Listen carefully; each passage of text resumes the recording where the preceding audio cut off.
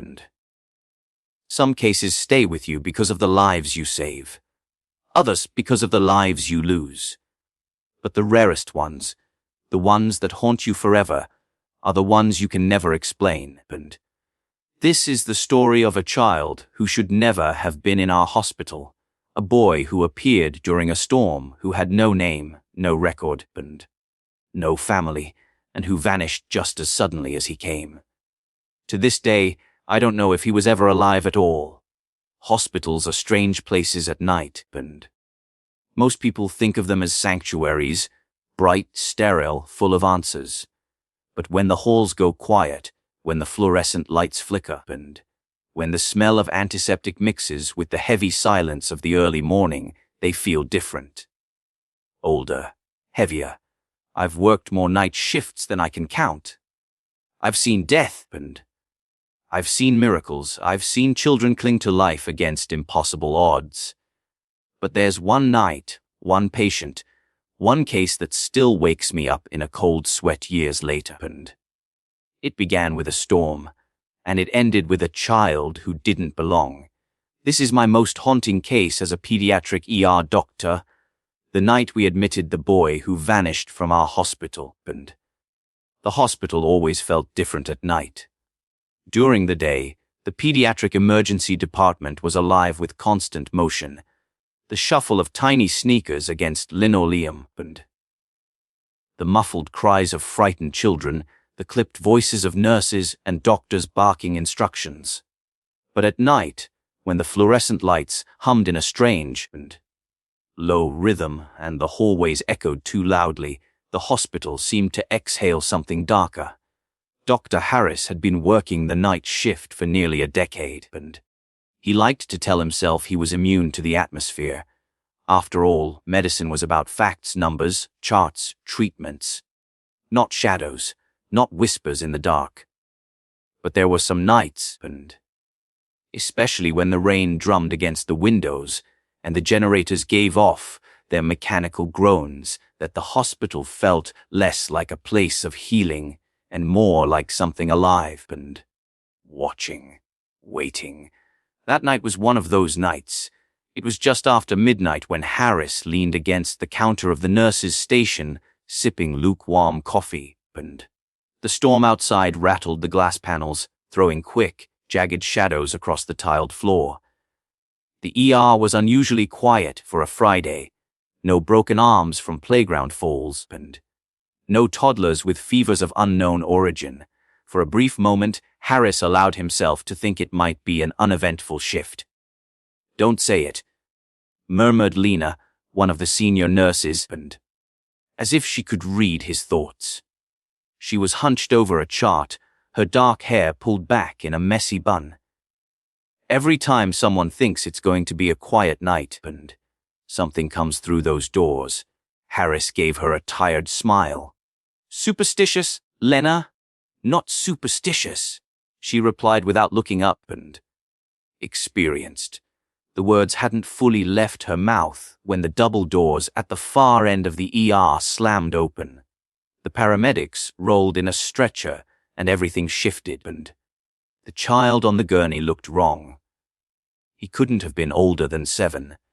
His small body lay rigid beneath the thin hospital blanket, pale skin nearly translucent under the harsh lights, and his eyes were wide open, but he didn't move, didn't speak. His chest rose and fell, but each breath was shallow, almost reluctant. "What have we got?" Harris called, and, moving quickly toward the stretcher, found him on the side of the road. One of the paramedics said, slightly out of breath, "No ID, no parents.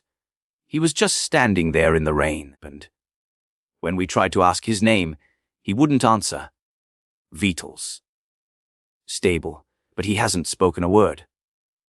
The child's gaze flickered toward Harris for just a second, and the doctor felt a chill crawl down his spine. There was no recognition in those eyes.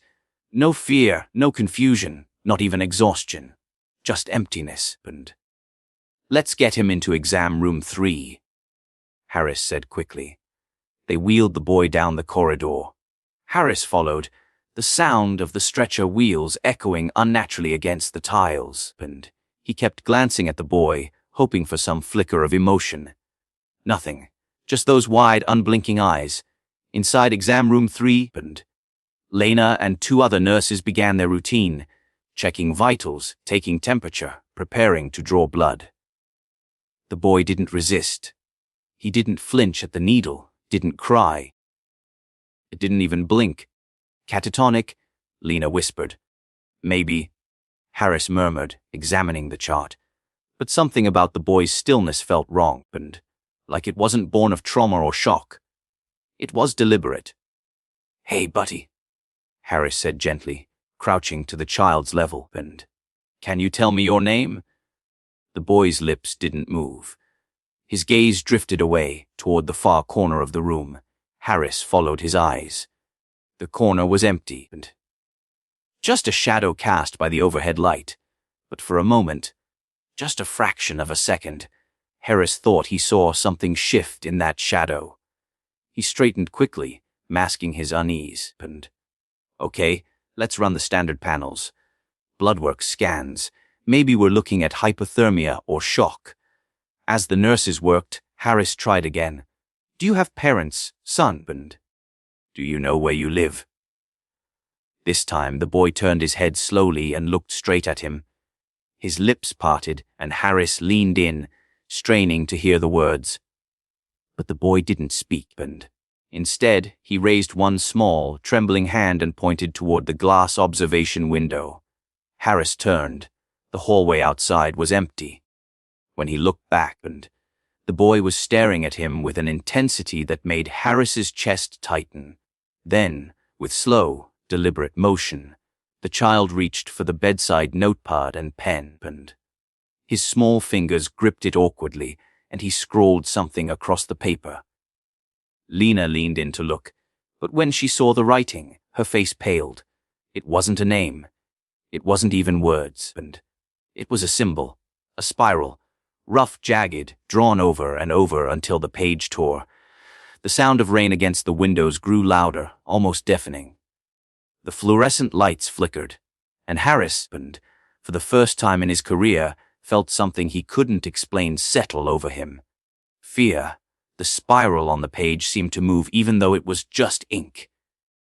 Jagged and uneven lines circled back on themselves, pressed into the paper so hard that the pen nearly tore through. The boy's small hand shook as he kept tracing it, his movements mechanical and like he wasn't entirely in control. "Okay, that's enough," Lena said softly, easing the notepad from his grip. She sounded calmer than she looked, and her hands trembled slightly as she set the paper on the counter. Harris picked it up, studying the spiral, and it wasn't unfamiliar. He'd seen children doodle aimlessly while waiting for test results or to calm themselves. But this wasn't that. There was something obsessive about it, and something that carried a weight he didn't want to admit. "Maybe he's just overstimulated," Harris muttered, though the words tasted hollow. "Overstimulated kids cry, scream, and throw things," Lena said. "They don't sit like statues and draw the same symbol until the paper bleeds." Before Harris could reply, the monitors beeped, and the child's vitals spiked, heart rate climbing, oxygen saturation dropping slightly. Harris moved to the bedside, scanning the boy. The child's expression hadn't changed. His body lay still, but his eyes darted around the room as if tracking something invisible. "What do you see, kid?" Harris asked quietly, and the boy's gaze froze on the ceiling corner above Harris's head. Lena followed his eyes. "Don't," she whispered. Harris glanced up anyway. The corner was empty, and just a discolored patch of ceiling tile water stained from old leaks. But in that brief instant, Harris thought he saw the shadow pulse, like it breathed. He stepped back quickly and, forcing himself to focus on the boy again, "We'll run the scans," he said to the nurses, his voice sharper than intended. "CT, EG. Let's not jump to conclusions." Inside, His chest tightened with a memory he hadn't thought of in years, the first child who had ever died under his care. A girl, 6 years old, septic shock. He'd done everything, but he'd been too late. That had been over a decade ago, and still, on nights like this, he swore he felt her presence near him in the ER, and he had learned to bury that thought deep under medical training and reason. Tonight, though, those old cracks threatened to widen. The boy's hand moved again, reaching out slowly. His small fingers brushed Harris's sleeve. The contact was feather light, but it was enough. Harris jerked back. The child's lips twitched, almost a smile, and then he turned his head toward the window again. This time Lena gasped. Harris spun, following her gaze, and the corridor outside the observation window was empty, except for the faint reflection of a figure. It wasn't a nurse. It wasn't a doctor. It was another child. For a heartbeat, and Harris thought someone had wandered into the ER, but as the figure tilted its head, the fluorescent lights buzzed and flickered. The child outside had no detail, no face, no features, and just the vague outline of a small body pressed against the glass, and then, just as quickly, it was gone. The monitors are flatlined. "Code!" Lena shouted, moving instinctively, and Harris snapped into motion, his fear shoved aside by years of drilled-in muscle memory. He began chest compressions, calling for the crash cart. The boy's body was so light beneath his hands, and his ribs fragile as reeds. "Come on," Harris muttered under his breath. "Come on, kid." The room swarmed with movement, defibrillator pads placed, oxygen adjusted, IV lines checked, and the storm outside pounded harder, lightning flashing in rhythm with the monitor's alarms. 1 shock, 2, 3, and then the boy gasped. His chest heaved as air rushed back into his lungs, and the flat line shifted into a weak but steady rhythm. The nurses exhaled in relief. Harris leaned over, sweat dripping down his temples, heart hammering in his chest. The boy's eyes snapped open, but instead of looking at Harris, they darted to the ceiling again. His lips parted, and this time a sound escaped. Not a word. A whisper, so soft that Harris had to lean in to hear, and hum. The storm raged outside, but inside exam room 3, the silence that followed that single word felt even louder. Lena glanced at Harris, her face pale, and "Did he just?" "Yes," Harris said quickly, cutting her off. He spoke, but, note it in the chart, his voice was sharper than he intended, and he didn't want to admit what he'd heard. He didn't want to acknowledge the weight of it, how final it had sounded. The boy's eyelids fluttered, exhaustion washing over him, and he slipped back into a shallow, restless sleep. Harris stood there, staring at him, the word echoing in his skull. Home, but there was no home, no parents, no ID, no records, and for the first time in his career, Dr. Harris realized he wasn't dealing with a medical mystery. He was dealing with something else entirely. Something he couldn't explain, and something he wasn't sure he wanted to do. The storm didn't let up. By the time the boy had been transferred to a monitored room, thunder rattled the hospital's bones, and lightning cast crooked shadows across the pediatric ER halls. Harris sat in his office, the notepad with the spiral in front of him. He hadn't meant to keep it, but when Lena had tried to file it with the rest of the charting, something in him refused to let it out of his sight. He traced the spiral with his fingertip. The deeper it went, and the more wrong it felt, like staring too long at an optical illusion that began to take on depth and movement. He snapped the folder shut.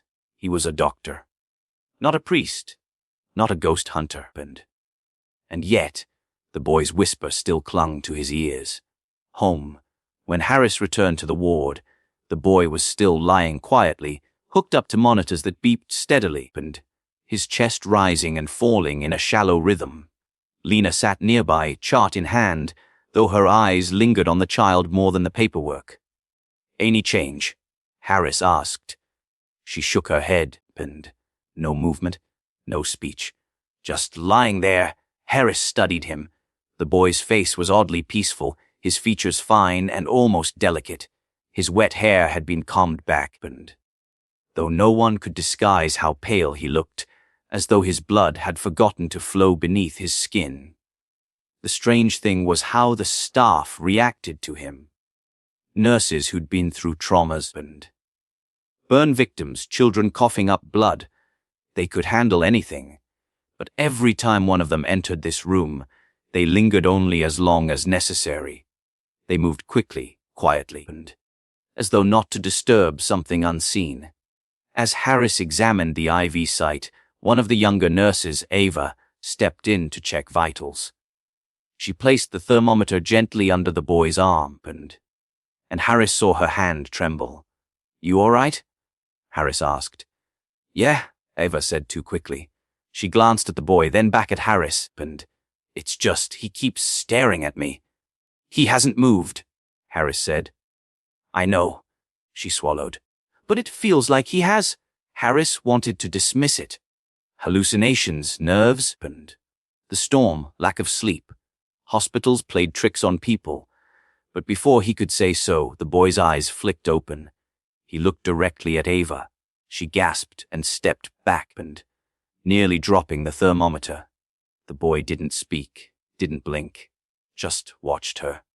"Pulse is stable," Harris said calmly, trying to ground the moment, and "It's fine." But Ava shook her head and backed out of the room. Later, Harris checked in on the other patients. The storm had frightened some of the children awake, and their parents tried to comfort them in the dim light of the ward. One boy with a broken arm stared past Harris as he spoke, his gaze fixed down the hall. "You okay, buddy?" Harris asked, and the boy whispered, "There's another kid here." Harris smiled faintly, trying to reassure him. "Yeah, that's right. We had another patient come in tonight." "No," the boy said, and shaking his head. His eyes widened, tears filling them. "Not in his room. Out there." He pointed to the far end of the hall, where the lights flickered. Harris turned. The hallway was empty, and when he looked back, the boy had pulled the blanket up over his head. By 3 a.m, the ward had grown tense. Machines malfunctioned for no reason, and flickering alarms that reset themselves when checked.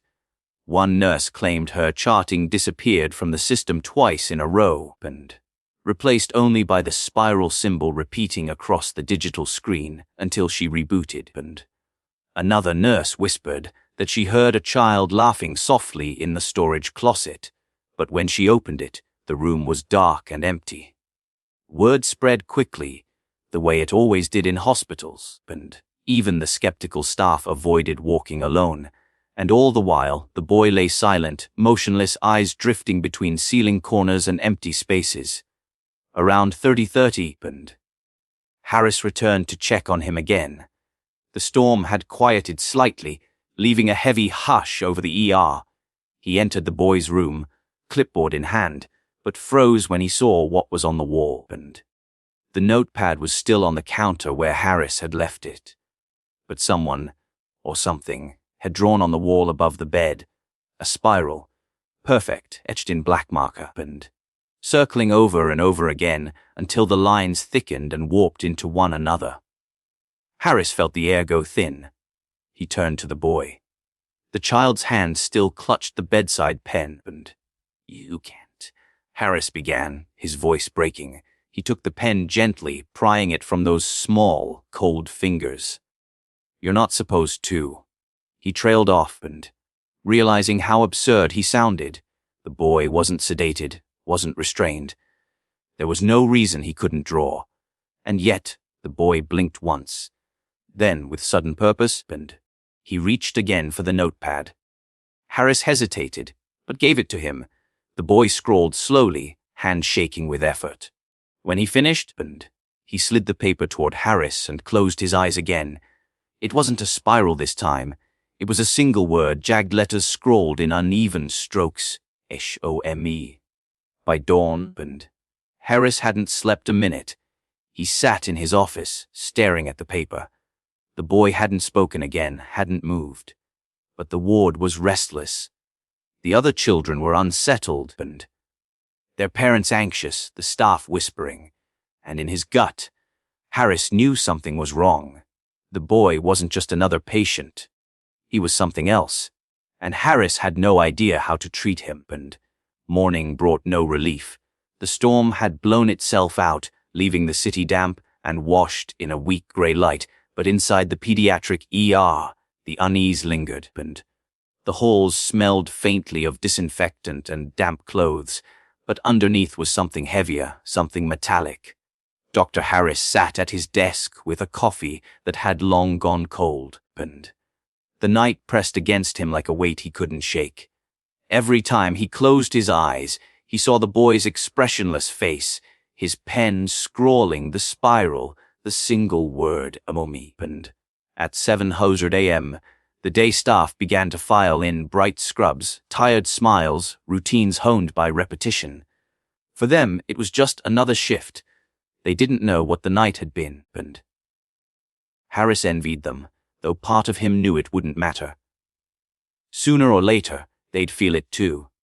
He pulled up the hospital's electronic medical records and determined to create a full chart for the boy. If nothing else, he needed something tangible, something to hold on to. He typed in patient name unknown, approximate age 7 arrival EMS, and found roadside, condition stable vitals, unresponsive, minimal speech, home, drawings of unknown significance. He clicked save. For a moment, the system blinked. Then the entry vanished, and Harris frowned. He tried again, slower this time, careful. Patient name unknown, male child, notice, see attached labs pending CT, EEG, observe behaviors, mutism, repetitive symbols, and possible dissociative state. Save. The screen refreshed, empty, no patient found. Harris's chest tightened. He checked with the admitting desk, and the boy they brought in last night, the John Doe. You have the intake sheet. The clerk looked at him blankly. What boy? The child. EMS brought him in around midnight, and 7 years old, no ID. The clerk clicked through her system, brows knitting. Doctor, there's no record of a child admitted here overnight. Harris felt the air grow colder, and that's not possible. He's in room 3. She shook her head. Room 3's been empty since yesterday. He didn't wait to argue. He strode back down the corridor, heart pounding, and the door to room 3 was closed. Harris pushed it open. Inside, the boy lay exactly where he'd been, pale and silent, monitors beeping softly. Harris turned back into the hallway, and you see him, don't you? He demanded of a passing nurse. The nurse froze, eyes flicking nervously toward the room. Of course, doctor, but she lowered her voice, and his name's not on the census list. I checked twice. Harris stared at her. So what, we're just imagining him? She didn't answer.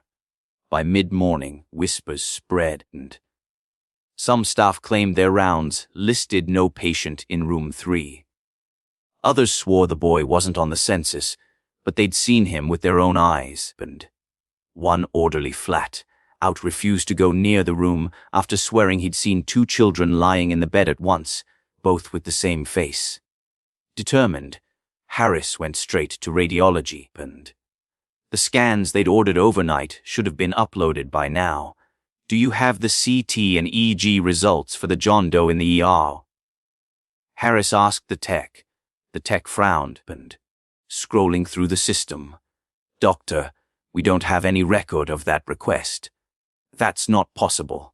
I put it in myself, and he was sent down here around 2:00 a.m. The tech shook his head. No scans for that patient. No patient by that description. Frustration boiled in Harris's chest, and check again. The tech hesitated, then pulled up the physical logbook. His eyes widened. Here, he pointed. There's a record of someone checked in for imaging last night. Male child, and no name. Exactly. Harris leaned closer, But where the patient ID should have been, the line was smudged into a dark spiral, ink bleeding across the page as though the pen had broken. The tech rubbed at it with his thumb, but the mark didn't fade. Printer malfunction, maybe, the tech muttered, though his voice shook. Harris backed away, and he couldn't take his eyes off the spiral. When he returned to the ward, Lena was waiting. She looked pale, her hair falling loose from its bun. "We need to talk," she said quietly. He followed her into the break room. The fluorescent lights above buzzed faintly, flickering. "It's not just the records," Lena said. "The labs, too. I drew blood last night, and the vials are gone." "Gone?" "I sent them down to pathology. This morning I went to check the results, and the staff there told me they never arrived.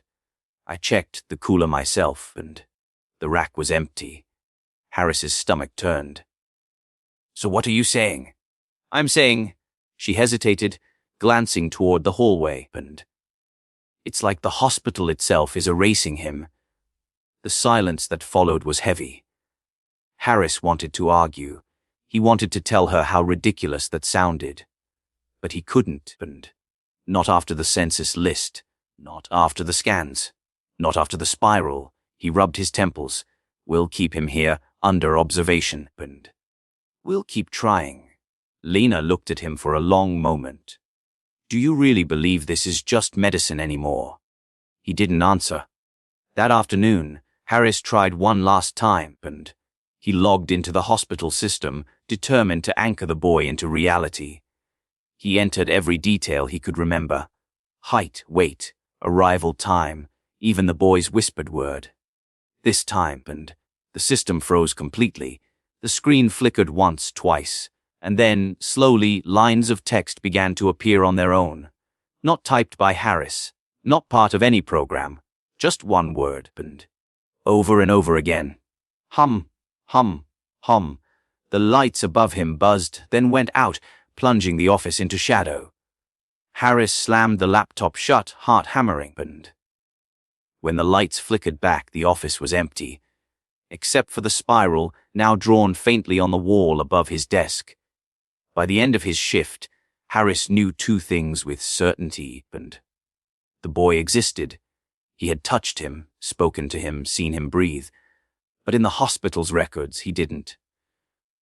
And whatever this thing was, it wasn't done with them yet, and the pediatric wing had always been loud.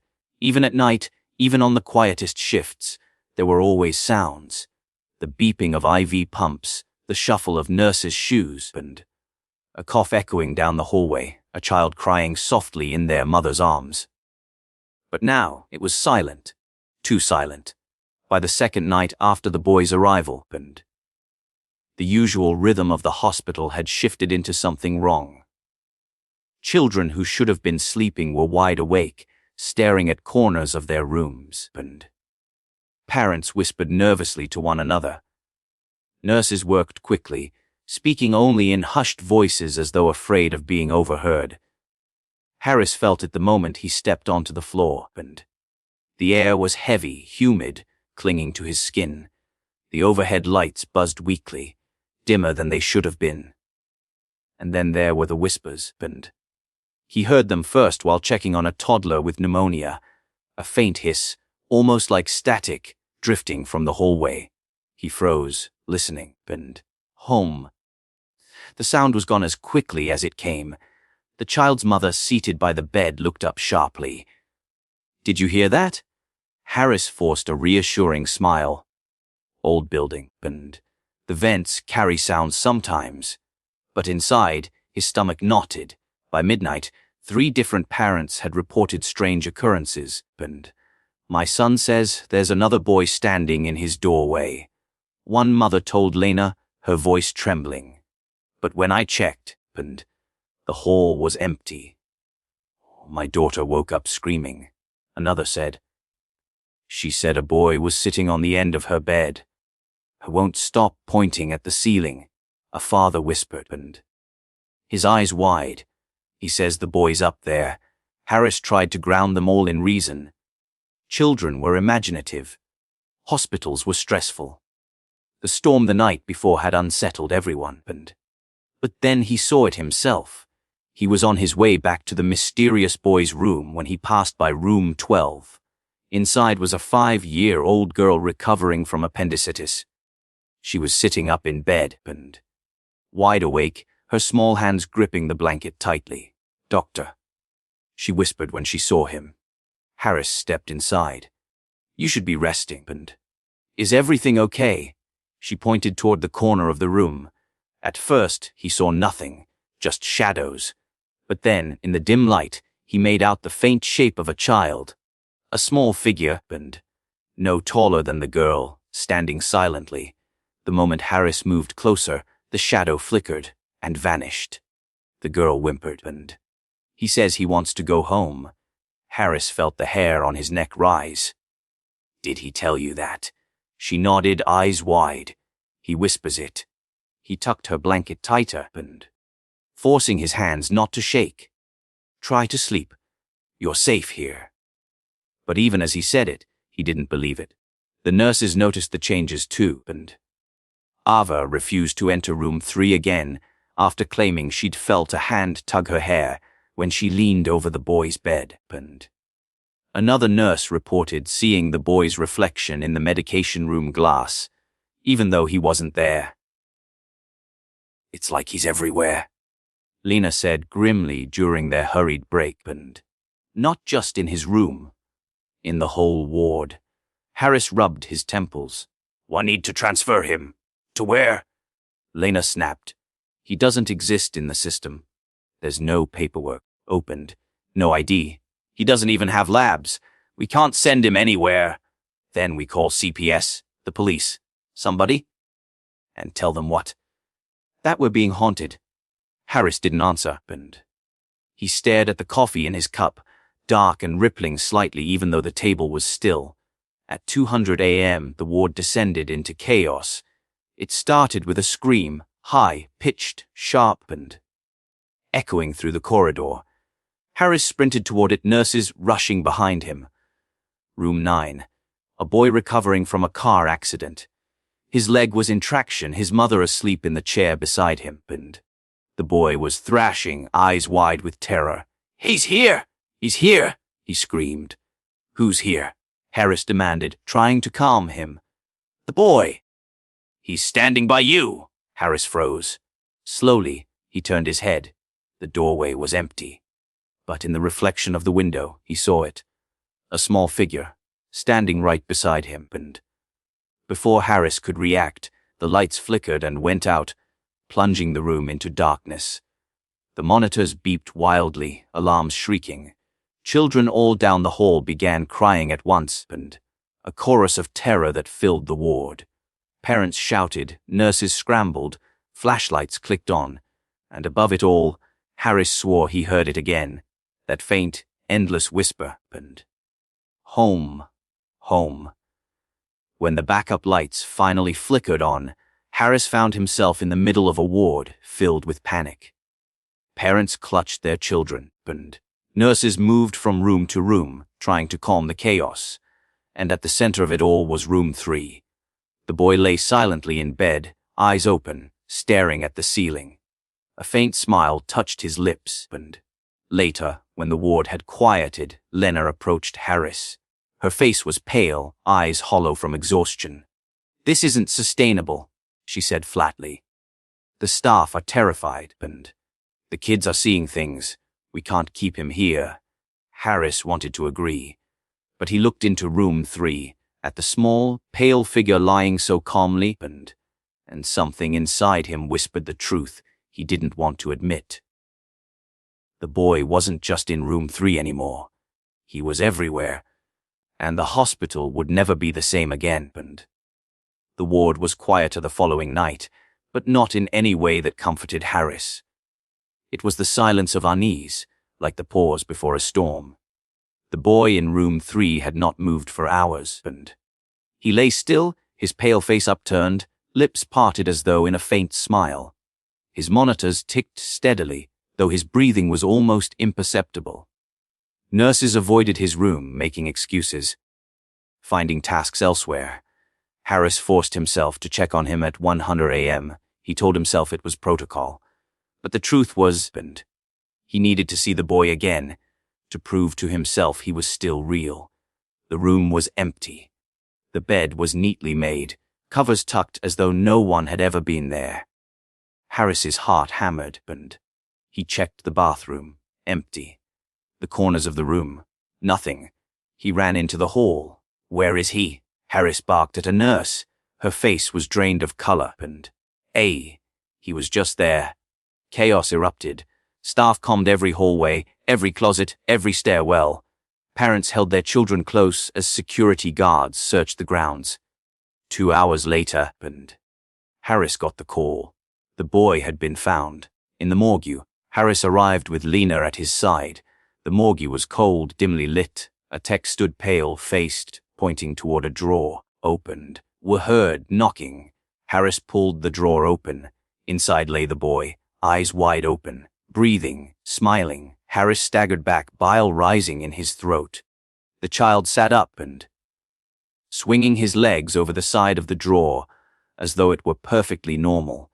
His eyes locked on Harris, and in the stillness of that sterile room, he whispered one word, home.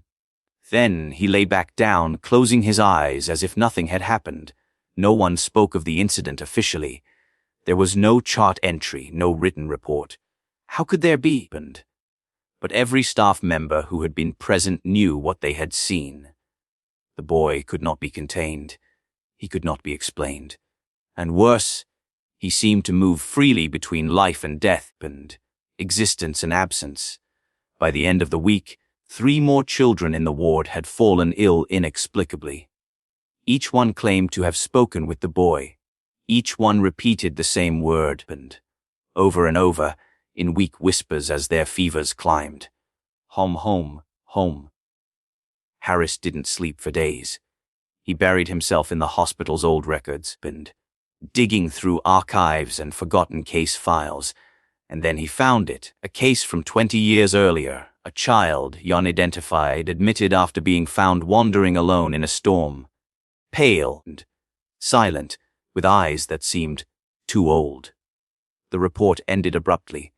The child had vanished from the hospital without a trace. Harris sat in the records room, the folder trembling in his hands, and the photograph clipped inside showed a boy who looked exactly the same as the one in room 3, unchanged, untouched by time. In the end, Harris never saw the boy leave.